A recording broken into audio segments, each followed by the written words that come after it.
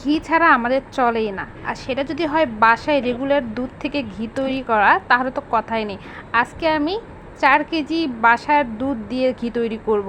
আর দেখতেই পাচ্ছেন ফ্রিজ থেকে নামিয়ে আমি 4 লিটার দুধ নিয়েছি। আর এইটা দিয়ে ঘি তৈরি করব। আর কতটুকু ঘি হয় সেটাই দেখাবো। আর দুধ অবশ্যই ফুল ক্রিম নিতে হবে। আর দুধটা ভালোভাবে জাল করে নিতে হবে। এইদিকে আমি জাল করে দুধটা ঠান্ডা হওয়া পর্যন্ত অপেক্ষা করতেছিলাম, ভালোভাবে উপর থেকে সরের লেয়ারটা ভালোভাবে আসার জন্য। এইদিকে ভালোভাবে দুধের সরটা পড়ে গিয়েছে। এখন এটা করতে হবে, উঠিয়ে নিতে হবে। জাল করার পর সরটা কত মোটাভাবে পড়েছে আপনারা দেখে বুঝতে পারবেন। আর উপর থেকে সরটা আলতোভাবে উঠিয়ে নিচ্ছি।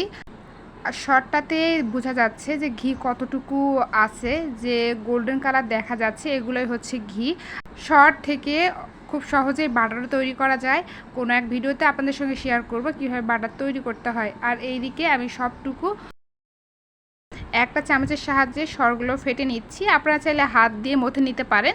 যত ভালো করে ফেটে নেবেন তত ভালো ঘি বের হয়ে আসবে। 1 থেকে 2 মিনিট এভাবে ফেটে নিলেই হয়ে যাবে। সরগুলো ফেটে নেওয়া হয়ে গিয়েছে। এখন আমি ঘি তৈরি করে নিব। একটা ছোট্ট কড়াইয়ে আমি সরটা দিয়ে দিলাম। এখন ঘি তৈরির জন্য জাল দিতে হবে।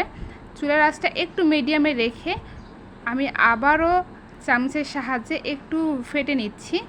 দেখতেই পাচ্ছেন কতটা ঘি বের হতে শুরু করেছে।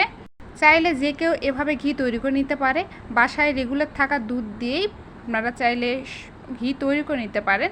আর এইদিকে ঘিরের কালার চলে এসেছে। আমি এভাবে নাড়তে থাকবো যতক্ষণ না পর্যন্ত ব্রাউন কালার হয়ে আসতেছে, ততক্ষণ পর্যন্ত এভাবে নেড়ে চেড়ে ঘি বের করে নিব। দেখতেই পাচ্ছেন ঘিটা হয়ে গিয়েছে। ঘির পাক যখন হয়ে যাবে দেখবেন যে ফেনা থাকবে না। একটা ছোট বাটিতে ছাঁকনির সাহায্যে উপরের যে সরের অংশগুলো ছিল সেগুলো থেকে ঘিটা বের করে নিব। অল্প চেপে ঘিটা বের করে নিতে হবে। ভালোভাবে সেঁকে নেওয়ার পর ঘিটা বের হয়ে আসবে। দেখতেই পাচ্ছেন ঘি তৈরি হয়ে গেল। 100% বাসায় তৈরি পিওর খাঁটি ঘি। বাসায় যদি ঘি তৈরি করা যায়, বাজার থেকে কিনে খেতে হবে না। আমার রেসিপি দেখে যে কেউ বানিয়ে নিতে পারবেন।